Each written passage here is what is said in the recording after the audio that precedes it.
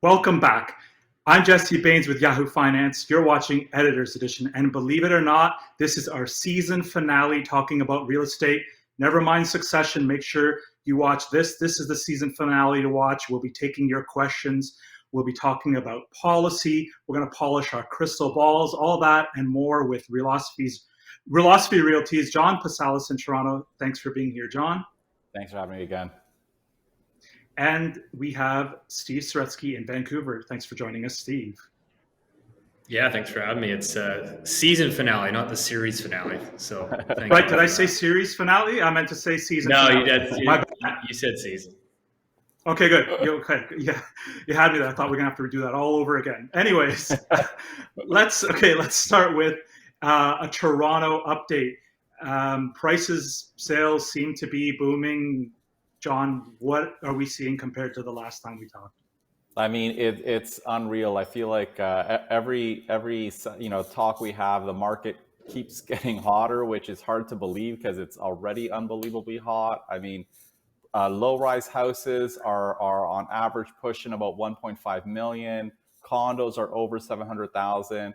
We have less than a month of inventory for houses and for condos. Like that is such an unbelievably competitive market.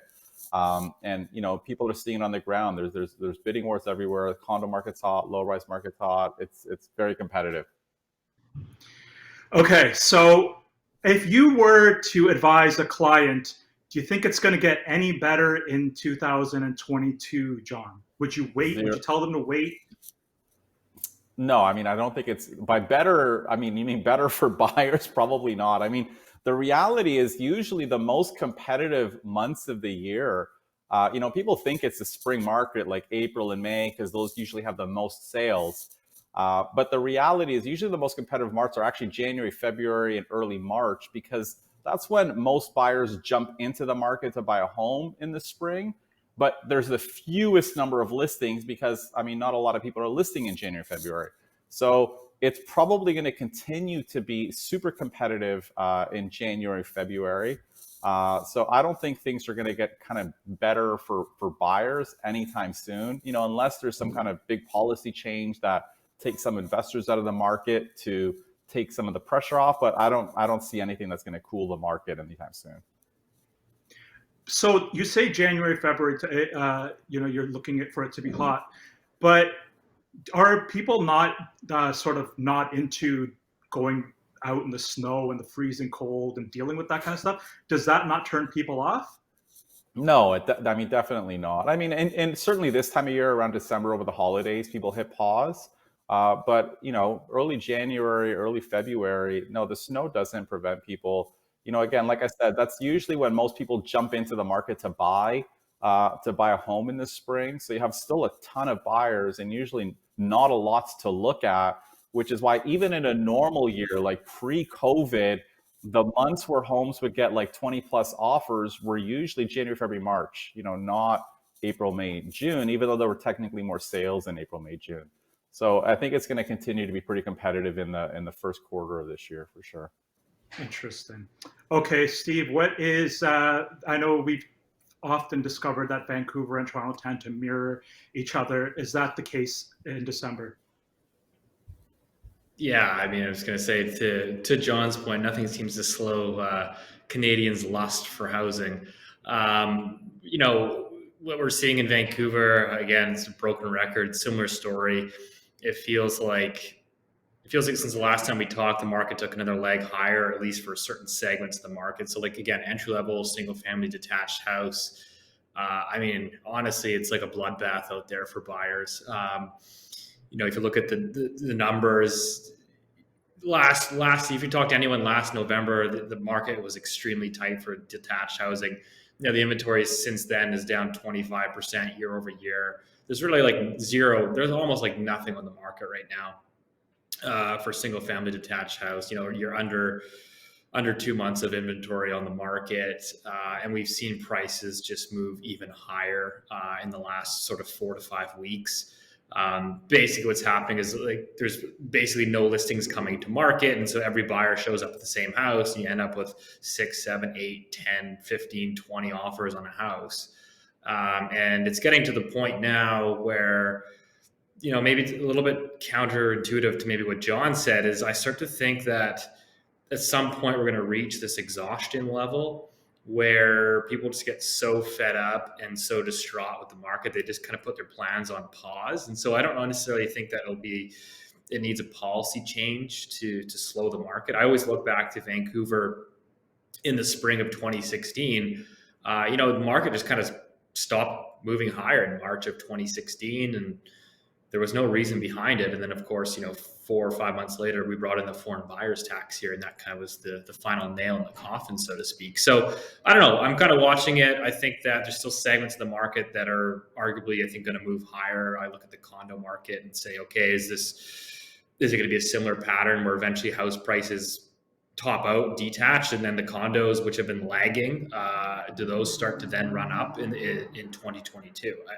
I don't know, but I think that's certainly likely. Okay, I don't know is not a good enough answer around here, Steve. You know that. So it's crystal ball time. It's time to put you on the spot. Time for a bold call, Steve. What do you expect to see in 2022? I mean, I've been writing about it in my monthly reports there. I do think that the condo market, if you look at the underlying data, I do think that you're going to see the quote unquote, the rotation, where I think that the condo market will outperform the detached housing market in 2022, simply on the basis that what happens is, again, similar to 2016-17, was people eventually just get priced out of detached houses, and that money starts to trickle down. And we've already seen that trickle down in the townhouse market. And I think as people get priced out of that, it ultimately trickles down to the condo market. And that's, I think, what we're going to see in the year ahead. Okay. John, you have talked about what you expect to see in January and February, the early part of 2022. But as a whole, what do you see happening? Yeah, I mean, I think, and I tend to agree with Steve. I don't know if we need a big policy change to cool the market. I mean, he's 100% right that we could hit this point where buyer fatigue kicks in. And I think, if anything, we might see the market certainly maybe cool down in the second half of the year. Partly it could be a policy change. Partly it could be, as Steve said, just buyer fatigue. Prices just hit this point where buyers think, I want out of the market. And we kind of saw that in 2017 when prices fell in York region and the suburbs in Toronto. There wasn't a recession. It's just buyers said, I'm sick of this, and they just pulled out of the market. And I think those changes are the hardest to predict, because it's like trying to predict mass, human behavior at one point when people just get fed up, right? And it's impossible to predict, but it's certainly, that's one trend we got to keep an eye on. If rates go up, credits tighten on investors, that could take some demand out of the market. But I don't think we're going to see any slight cooling probably till the second half of next year. Could I just add an anecdote yes. to John's point? Yeah, please. So just to give the viewers kind of one example, was like I just had a listing more recently, single family, detached house in the suburbs, which is what everybody wants. So we list this house at 1.4, which is kind of like a threshold for that local market. You end up with 12 offers in this house. Basically, like 8 of the 12 came in pretty much at the asking price of 1.4, and they all called and said, well, this is all my buyer can qualify for. They can't qualify for any more, so hopefully you can pick us, blah, blah, blah. I mean, the house ends up going for 1.6 because you have like two or three of those 12 offers that just push the price up. But you had 8 of them that didn't qualify for more than 1.4. So I always look at it and say, well, if the neighbor's house now goes on and list their house next week, they're probably going to base their listing price on what I just sold that house for at 1.6. And I think that buyer pool starts to shrink. And, in Greater Vancouver, the benchmark price for a detached house now is basically 1.9 million. So that's something I'm kind of keeping an eye on. Okay, that's a good trend to watch for. Thanks. This kind of all has me wondering, we talk about listings a lot. There's nothing out there to buy. Do you think there's a bit of a vicious cycle going on now? For say somebody they're thinking about selling their house and moving, but they see Yahoo Finance articles saying that there's listings are at record lows in inventory and there's nothing to buy, yada yada. But then they think to themselves, well, I'm not going to sell. I can easily sell. but I can't find anything to buy, so I'm just going to stay tight. And people are reluctant to put their homes on the market because the move into the next house is going to be that much more difficult. Do you think that's keeping sellers on the sidelines, John? I mean, certainly. I mean, I think it's a tough market to compete in. So, moving up, even if you own an existing home, it's not a fun market to get into. On the listing side in Toronto, it's an interesting story because when we actually look at the data, new listings are actually up over last year, about 8%. The reason there's nothing to choose from is because demand has significantly outpaced new listings. Like demand, like number of sales are up over 20% year over year, which has basically absorbed any of that increase. And there's basically nothing on the market now to choose from. So it definitely makes it hard, even for move up buyers, when they basically see how competitive the market is. Some are taking advantage of the lower rates and getting in, but some are certainly still sitting on the sidelines. Okay. Are you seeing a similar trend, Steve? I mean, I think new listings here have still been pretty tight. I mean, the condo market has actually had a lot of new listings above normal, but the demand, we've had record condo sales. So that's kind of kept inventory actually falling. I think condo inventory dropped like 40%, even though new listings are still running above historical norms. So that kind of shows you where the demand, you can see the demand picking up in that space. I think there is, like, to John's point, I think that, and I think we've talked about this before, is that you do have people that they don't want to move because they look and say, oh gosh, like there's nothing to buy out there. And it looks so competitive. Like I'm just going to hold and wait this thing out. And I think you definitely have a lot of people waiting until the spring now because like there's no inventory to pick from. I think the other thing I'd kind of pinpoint, at least in this market, I don't know, maybe if John can touch on Toronto, but what we're seeing is there's kind of like an arbitrage in the market right now. What you're seeing is like all the demand and all of the pressure is at the entry level single family detached space. So like, in Vancouver, for example, like if you stick under $2.5 million, the market is so incredibly hot. You're going to be competing with minimum 5, 6, 7 offers. But now if you go into, north of 3.5, north of 4 million, the market is slow. Like you can so you can almost you could sell your house in one area, your entry level house for 2.5, then go move up to a $3.5 million house and have almost no competition. So it's kind of interesting, like that high end of the market, unlike 2016, 17, is actually quite flat. Interesting. So the well-heeled buyers are okay, or aren't doing so bad if they want to make a move. I want to get to questions so we don't run out of time. We want to work through the queue. These are the last 5 on the year, so hopefully we get through these before we start. Steve, I forgot to mention, one of the questions said, if Steve could throw in and quote, and you've got to laugh at the end of your answer. So feel free, if you do see opportunity to use that line. There seems to be a demand among the viewers to hear it. But anyways, let's begin with Harris. Now, Harris has a question about a situation that we talked about last show, builders jacking up prices. Here's Harris's situation. My brother and I bought a pre-construction condo townhouse in February this year for $860,000. We already put down $86,000 deposit as scheduled. However, we just received a notice from the builder saying that the project has been changed and we either sign a new contract with a special price of $1.2 million, otherwise sign back a mutual release.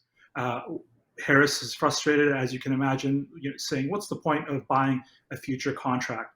What advice can you provide, John? I mean, unfortunately, like there's not a lot of advice. Like the best advice is, if you buy from a very good reputable builder, good long-standing builders, I mean, try not to do those things because obviously it's not great for their reputation. But some builders are just going to take advantage of rising home prices, basically cancel their project or change them materially to make, an extra $400,000 basically on a property or $300,000. So the challenge is when you're buying pre-construction, you kind of don't have much control. I mean, the contracts are written to protect the builders, and builders can make these changes. Especially if they struggle getting financing because costs have changed, they could cancel the deal. And that's just unfortunately one of the risks that buyers take on when they're buying a pre-construction property. Mhm. Steve, what would you tell Harris to do to try to figure out a way to come up with the money, the difference, and keep the home that he has purchased, or walk away? Call a lawyer. No, I mean, That's good advice, actually. I think it's honestly, it's obviously, disappointing to hear stories like this. Like you never like to see people get taken advantage of. I mean, we've talked about it on the show, but I think the biggest thing is finding. I see a lot of buyers, particularly new buyers, is they just walk into sales centers unrepresented and just assume that the developer, because it's a flashy sales center, the developers going to look out for their best interests, but like the developer's there to make money and protect their best interests. And so you kind of have to have proper representation on the other side. And what that looks like is, having somebody vet developers for you. Like if you've been in the industry for 10 plus years and all the builders in the area, like you have to be very selective of builders that you ultimately buy from, particularly in a market today where you're seeing rising costs of materials and construction, and developers are trying to take back some of those profits. So like John said, the good reputable developers do not do that. And so I think it's important just to look out for those moving forward. Yeah. It's interesting. In my area, I'm in the Peel region, just half an hour away from Toronto. But anytime there's a phase release for a new project, a new development of homes, there's lineups down the street. It's like people are lining up to buy concert tickets or something. It's unreal. And I hope that these people are paying close attention to these contracts and realizing the risks after some of these stories are coming to light, and really pay attention to what's going on, because they could find themselves in a similar situation. I want to move on to Rob now. Rob has a question about rental, the rental market. As a committed long-term renter, I follow the rental market closely. What's the most reliable source of rental data for households in Vancouver, Toronto, Canada, that households are actually paying versus the advertised rental rate market that landlords hope to get? So, I mean, I don't know if such a resource exists, John, but do you have any recommendations for Rob? So yeah, I mean, at least in Toronto, there's no great data source for rentals in purpose-built rental buildings, because those are just whatever the company that owns them wants to rent. But what you can find is data on, for example, condominium rents and house rents. Those are usually listed on the MLS.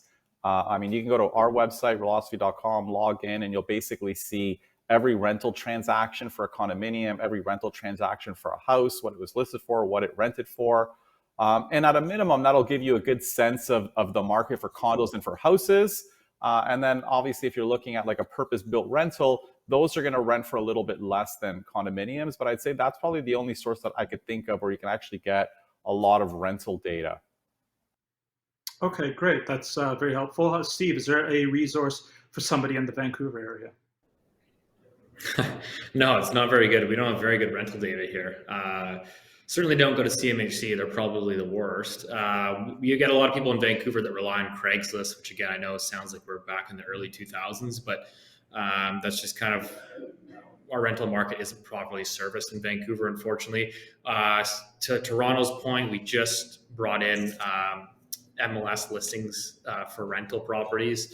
So we're starting to get a little bit of data filtering through where you can actually see where condos are actually renting for, but you're kind of relying on which landlords or property managers actually list their properties on the MLS system. So unfortunately, as a renter, there's not a great deal of in-depth data here. Okay, thank you. And now let's move on to Joe. Joe is also a buyer of a pre-construction home. He says, my builder says the optional cold cellar may have been missed when selecting options in the purchase and sale agreement. Builder wants to charge $4,000 now. Is this normal, and is this worth paying for? John? I mean, yes, interestingly enough, builders are acting up lately. Builders try to squeeze any penny they can. And it's kind of funny. I mean, the cold cellar usually is just the area under the front porch, which, I mean, just basically finishing it usually just involves just putting a door into the basement. So it's not a big expense, but they're just trying to squeeze whatever costs they can.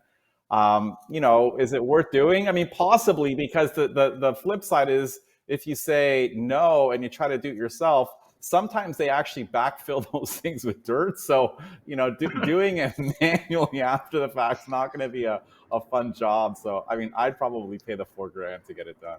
Oh my goodness. In a competitive market, though, Steve, I mean, this is an unfinished business basement. Is not having a cold cellar going to make any real difference to when, if you wanted to sell it, let's say, in the value of the home? I was going to say, that doesn't happen, right? I don't even know what the heck a cold cellar is. Those things don't exist in Vancouver, man. Right, because you guys don't have basements in most of your homes, right? Certain areas there's basements. There's some, like I grew up in Richmond. Obviously, we're like below sea level, so you certainly don't want to have a basement there. So our cold cellar, just for your information and everybody else's, is we just use it to put dishes and pots and pans. We've never actually used it for anything meaningful. You're supposed to put food in there, but we have an expansive dish collection that apparently needs to be used at some point in our lives, and we have to store it with care. But anyway, Steve, that's a wild concept. Yeah, it's completely over my head. Okay. Let's move on then. The next question comes to us from Lisa. Lisa asks, does it even make financial sense to renovate, upgrade before selling, considering how hot the market has been? John? Yes and no. I mean, you certainly, when you're selling, you don't want to spend money on a new kitchen. Like, you're not going to spend 30, 40,000 on a new kitchen or a new bathroom or do major renos. But to do minor renos that takes like an older looking kitchen and spruces it up, and painting cabinets, changing countertops, small things like that, usually we would recommend doing. Especially if the home feels like it needs a reno, you can do small touch-ups that add significant value. So there's definitely small renos and improvements, but not a full renovation. You don't get every dollar back when you renovate usually. So it's usually not worth the investment. Okay, well, now I feel kind of lied to, because I'm a big fan of Love It or List It, and I see they spend like $60,000 to upgrade the house, and boom, boom, the new value is $120,000 more. All these TV shows. I wish. Okay, Steve, what would you advise clients based on how the Vancouver market's looking? Would you do anything to the house, or just sell it as is?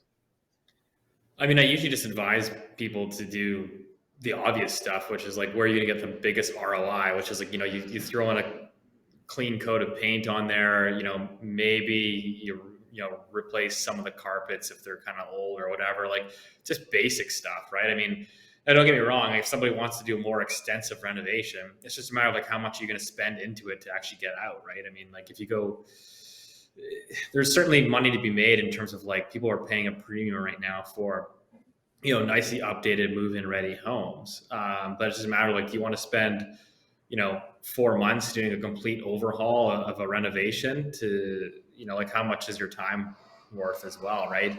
So it's not for the faint of heart. Okay. Next question comes to us from Mark. Mark asks, we would like to tap into the value of our home, but don't want to move out, especially since the market is so competitive right now. So it's interesting. These themes that we discussed are coming through in the questions. The market is so competitive now. What is your view on reverse mortgages for retirees like us? John, what's your take? Yeah, I mean, I think... Well, wait for that saw. Is that a saw above your head? Are you doing renovations to your office as we speak, John? Anyways, no, okay. That's not me. We're clear. Go ahead. Tapping into the equity of one's homes, definitely a common trend. I mean, I think the key thing is, and I can't say I've looked at reverse mortgages specifically, but there's different ways to do it. I mean, you can kind of take a home equity line of credit out of your property and tap into that when you need it as well. So, depending on how much capital you want, certainly it's worth doing. I mean, you obviously don't want to take too much, but for some people who are retiring and don't want to move out and want a little bit of extra money in the short term, certainly why not? I mean, a lot of people are doing this, taking money out of their homes to help their kids, with a down payment. So, why not invest it in your own lifestyle is sort of the flip side. So, I don't think it's a terrible idea. Certainly not. Okay, Steve, what's your view on reverse mortgages for retirees like Mark? I think that the terms don't tend to be overly favorable. I think that they tend to favor the. I mean, yeah, I don't know too much about them. I just know that the rates tend to be on the higher side, and I think what happens is a lot of people get sold a product that they don't necessarily understand, and so they tend to see their equity sort of drain away over time. So similar to John's point, traditional refinance might potentially make more sense. Yeah. And it's interesting, there's the marketing push behind reverse mortgages. Here we have ads. I don't want to keep harping on TV shows. It's not like I sit around and just watch TV all day long. But, we have in Canada, Kurt Browning, one of Canada's sweethearts is endorsing reverse mortgages. And in the US, we have Tom Selleck, who basically looks into the camera and says, look, I wouldn't lie to you. I wouldn't push a product on you that isn't in your best interest, and that eventually involves you losing your home. But as you guys said, just look at all the fine print and all the information and make sure it's the right decision for you. And that, amazingly, is all the questions. We've gone through the queue now. So if you have new questions, send them on through. John and Steve will answer them on an upcoming episode. So we have a little bit of time left. Let's talk a little bit about this new variant. It's still early days. We have no idea how this is going to play out. But do you expect, I'm hearing that a lot of offices are kind of pushing back their return to office plans. Do we expect something of a repeat of the early days when people were like, we're not going back to the office. Let me find something in the suburbs and push suburban prices up a bit? Steve, what do you think? Yeah, I think that, again, whether you agree or disagree with how, governments might handle or react to it, I think I think we're kind of leaning towards that direction of, employers, opting to hold people at home. And so I think this kind of delays the recovery for segments of the market, like the downtown condo market. I think this might delay that recovery. I think that, when you see new variants and whatnot, I think that just, in my opinion, just remains bullish for the suburban single family house. And so, I think this kind of just keeps going with the status quo, right? So until we sort of move on and move past this, I think that's when you'll start to maybe see a shift in the market where the downtown market, for example, outperforms the detached in the suburbs. John, what's your view? Bullish for places like Bancroft and Scugog and Brantford, or even the 905? Do you see any sort of trend shift or reversion back to the original trends of I don't think it's going to be anything like the first time we were locked down and everyone just fled the city. I mean, the other challenge is today we're kind of 2 years into this, and Bancroft and Scugog, all of these outer areas have nearly doubled in price, right? And they're significantly more expensive. One of the reasons why they were so attractive in the early days of COVID is because they were so much cheaper, right? Whereas today they're not as affordable as they were. So I don't know if we're going to see as big of a rush out. I mean, I think that trend for detached still exists, and the suburbs are certainly still busier than downtown. And I think that'll continue, but I don't think this new variant is going to bring the massive new wave, because it's so expensive to buy in the suburbs right now. Mm-hmm. Yeah, and to your point, I'd like to add to that. Go ahead, please do.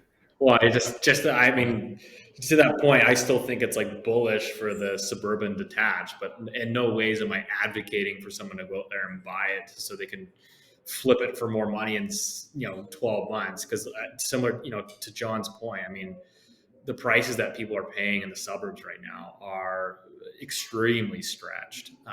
And so I definitely have some concerns there, right? If you look at in Greater Vancouver, suburbs, let's say condo prices, for example, in the suburbs are up 30%. I mean, they're flat to down in downtown Vancouver. So you got a 30 to 35% spread in some of these markets right now. So there's pockets of excess overvaluation and pockets where I would argue that are undervalued.